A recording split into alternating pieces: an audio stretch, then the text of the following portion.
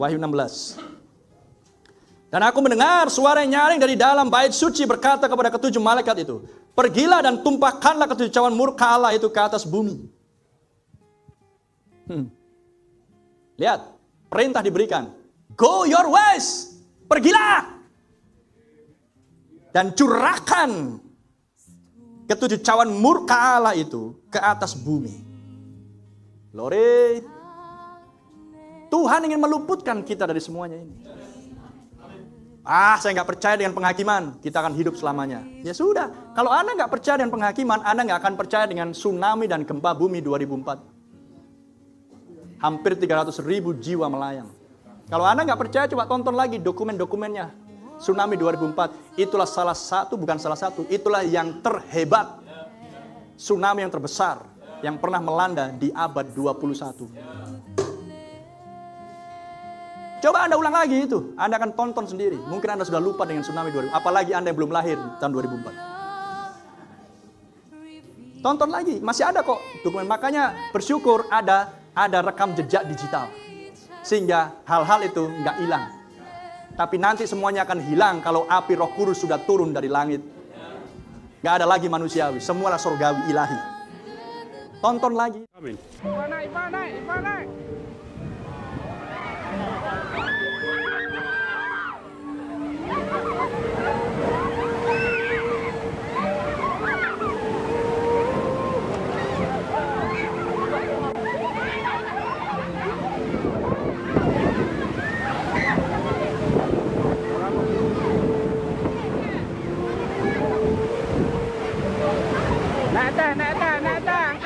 Angkat.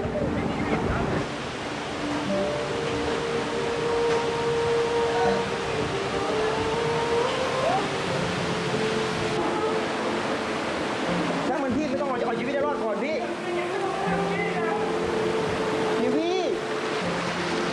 กันเลยนะพี่มันกระเด้งอ่ะพี่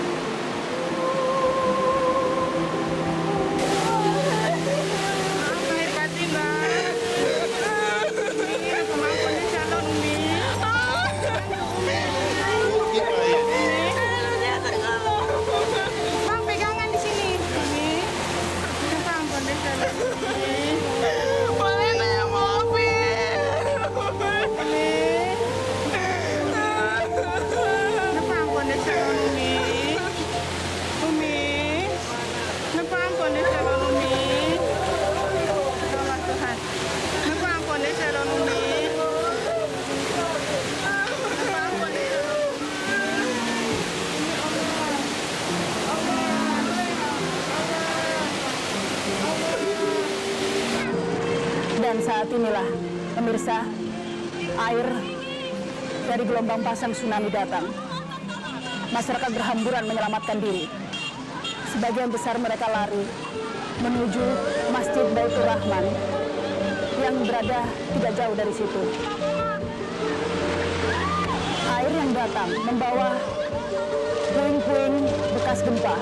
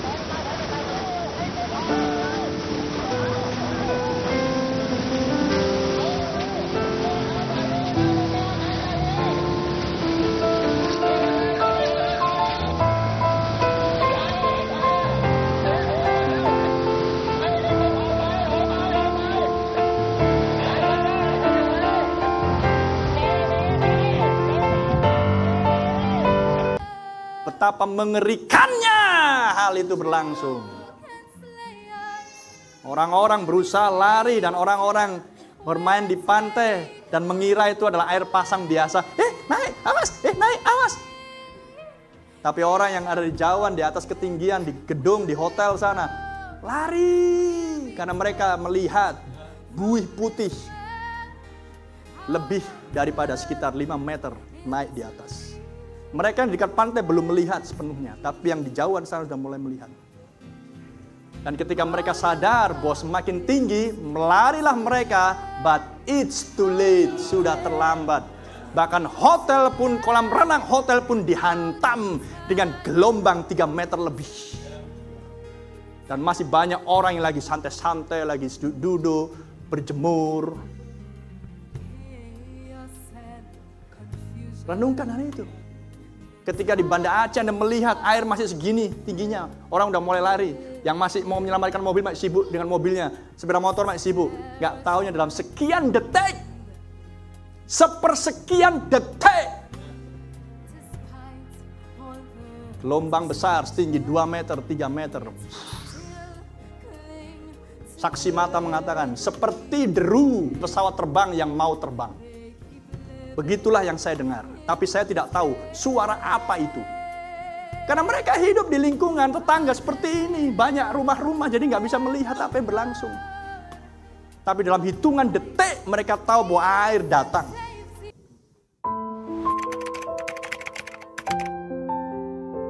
Ya, waktu keadaan pertama kan gempa dulu ya. Gempa itu pertamanya nggak keras, goyang sedikit. Itu saya sedang turun tangga, mau dari kamar mau turun mau sarapan. Kemudian di tengah tangga itu rasa goyang. Saya bilang ini gempa. Kita lari keluar ke arah teras. Begitu sampai di teras, yang lain juga sudah keluar. Mulai gempanya keras sekali. Nah, setelah itu tetangga-tetangga lain juga keluar rumah dengan keadaan apa adanya karena pagi-pagi ya. Nah, keadaan pagi-pagi, kemudian kita kumpul di luar di sebelah sana, ada yang di halaman, ada yang sampai ke jalan, di depan jalan juga ada tetangga-tetangga yang tinggal di depan rumah. Nah, kemudian di tengah-tengah gempa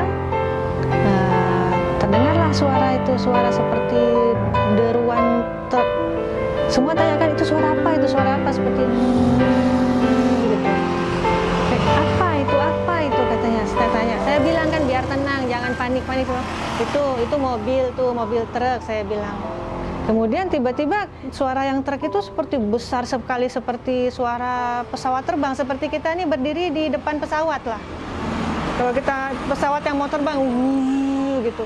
Itu saya sampai sekarang suaranya nggak bisa lupa. Itu rupanya suara ombak yang mungkin lagi menyapu daratan sambil menghancurkan rumah dan lain-lain itu. Jadinya suaranya seperti deruan yang besar sekali. Jadi orang mendengar suara ombak itu aja shock, terkaget, seperti patung terkaget. Kemudian lagi dengar-dengar itu, lagi suara besar nih, kejadiannya sangat cepat ya. Kemudian nabi saya bisik ke saya, kalau gempa sebesar ini bisa-bisa ada tsunami. Karena kita memang biasa tinggal di Papua. Saya tinggal lama di Papua. Jadi kita biasa dengan keadaan gempa dan juga tsunami ada, tapi bukan tsunami sebesar ini ya, sebesar yang di Aceh. Tsunami kecil ataupun air pasang lah, namanya air pasang. Jadi karena Abi bisik gitu, saya bilang ke ibu-ibu yang sudah kecapean, karena kecapean merasa gempa itu sampai tertidur-tidur di halaman waktu itu. Jadi saya bilang, Umi bangun dulu, berdiri. Kata, apa capek nih katanya kan, bangun dulu, biar siap-siap, saya bilang. Tapi tidak bisa bilang siap-siap apa, karena kita juga tidak tahu apa kan, cuma siap-siap saja. So, kita siap-siap, bangun. Tiba-tiba dari arah sudut rumah itu, dari pojok kampung itu orang berlarian lewat depan rumah kita sambil teriak, air naik katanya. Ada air katanya. Kita tanya air apa? Kita semua air apa? Tanya. Yang lari sendiri tidak tahu air apa. Cuma mungkin mereka saling mendengar dari orang-orang yang sebelumnya dari sana. Air naik. Akhirnya lari Jadi anggota keluarga ini yang sedang di halaman rumah dan lagi di jalan karena menghindar dari gempa. Sebagian ikut lari dengan orang-orang kampung. Begitu sedang lagi berlari-larian itu, kemudian abi saya teriak, naik ke atas, katanya. Nah, karena kita begini, kita pada saat itu tentu tidak banyak pengetahuan tentang tsunami. Kalau kami memang karena tinggal lama di Papua, pernah tahu tsunami apa itu, tapi tidak pernah mengalami tsunami yang besar. Jadi pada saat itu keputusan tuh mungkin Allah yang menggerakkan. Karena kalau kita mau naik ke atas itu sedang gempa. Kalau naik ke atas takut rubuh. Kalau mau lari kemana juga tidak tahu. Dan lari dari apa?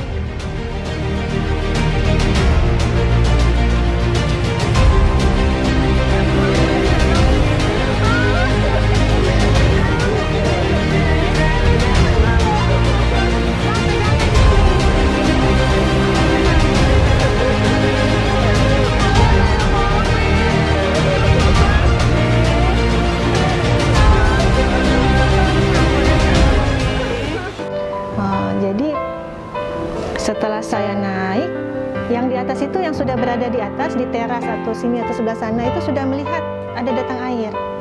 Saya tidak tahu karena masih di bawah. Kita di bawah ini di perumahan, di sini kan padat perumahan. Kita tidak lihat, tidak bisa memandang jauh. Jadi saya bisa lihat air setelah airnya di belakang rumah tetangga. Sekali lagi ini hitungannya 0,0 sekian detik. Jadi saya lari baru setengah tangga, masuk air, saya terjatuh di tengah tangga. Di tengah belokan tangga itu saya terjatuh, sudah basah. Terjatuh ini karena terpeleset airnya.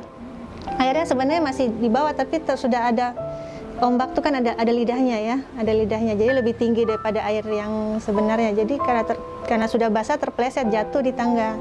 Pas terjatuh sekalian handycam masih di tangan.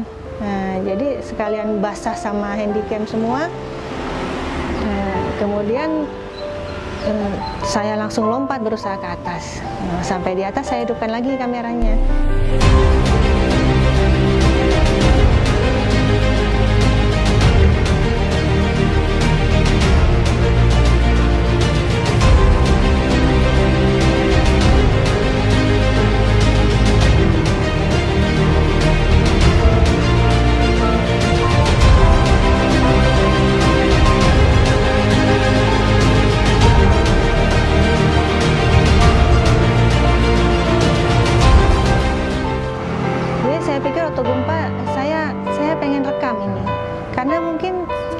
Saya yang berada di Aceh, di Banda Aceh ini mungkin bisa merasakan, bisa mengetahui, bisa melihat.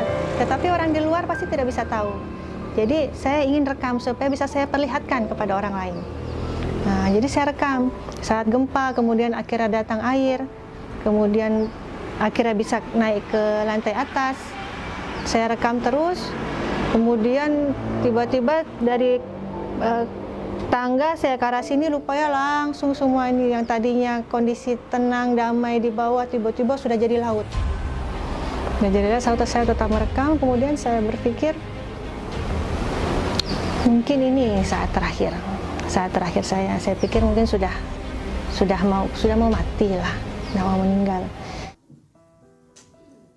Renungkan semuanya itu. Kalau Anda nggak percaya dengan penghakiman Tuhan, itu masih minor, tapi itu peringatan besar di abad 21 bagi orang-orang yang keras kepala, bagi orang-orang yang religius, bagi orang-orang yang mengejek dan menghina Alkitab ini tidak kebenaran. Mereka akan menuai apa yang mereka taburkan. Renungkan semuanya itu, my brother and sister. Itu masih belum seberapa dibandingkan dengan Wahyu 16. Betapa saleh dan sucinya kamu harus hidup. Menjelang kedatangan Tuhan, tunjukkan ekspresi bahwa Anda orang bahagia. Haleluya. Lihat. Saya ingatkan apa yang akan berlangsung tidak akan lama lagi. Akan murka yang akan datang di zaman kita. Saya sudah tunjukkan di zaman Tuhan Yesus. Saya sudah tunjukkan di zaman Yosia. Saya sudah tunjukkan di zamannya Nuh. Dan sekarang saya tunjukkan di akhir zaman. Untuk merefresh, mengingatkan, menyegarkan kembali. Gempa bumi Los Angeles akan segera hadir. She is on the way. She is OTW. Don't worry. Bagi Anda yang percaya, she is OTW. Amin. Gempa Los Angeles sedang berjalan saat ini. Ingat, di mana Anda berdiri saat ini? Hai orang Indonesia dan Asia secara khusus. Anda tepat berdiri di atas cincin emas, cincin api. Lihat anak Sunday School bisa mengucapkan dengan keras. Ya, di bawah Anda adalah magma lava sedang bergerak mengitari, berkeliling dari atas ke bawah, keliling terus. Begini nih, makanya cincin. Banyak orang gak percaya neraka. Siapa mau melihat? Gak ada orang ke surga, gak ada yang melihat surga. Jadi untuk apa bicara surga? Anda akan menuai apa yang Anda ucapkan. Renungkan semuanya itu. Percayalah bahwa Allah ada. Ibrani 11 katakan. Dan dia mengupahi orang yang sungguh-sungguh mencari dia. Dan yang menantikan dia. Lord Jesus. Gempa bumi Los Angeles sedang dalam perjalanan. Lihat gempa bumi yang berlangsung di Taiwan seminggu yang lalu.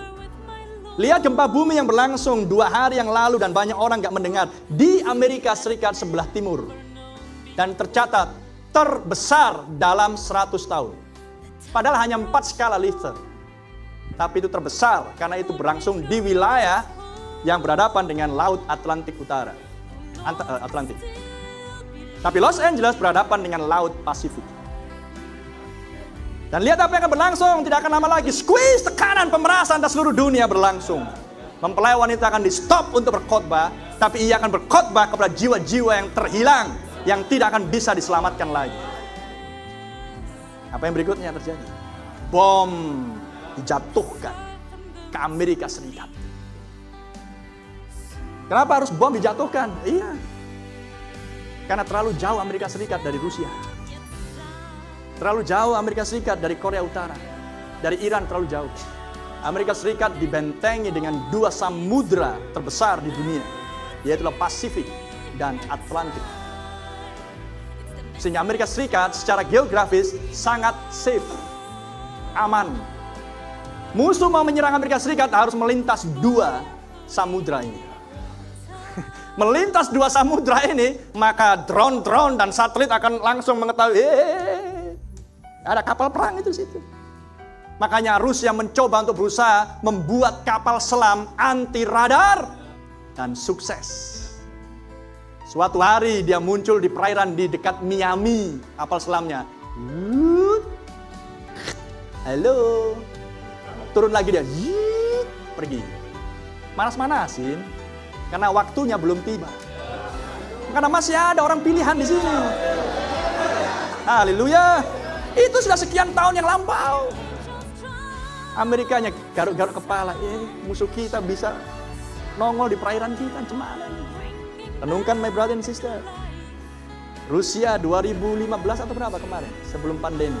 Sudah membuat screen besar di ruang militernya. Memiliki sebuah ICBM. Misil antar benua dengan hulu ledak nuklir tanpa bisa terdeteksi dengan radar.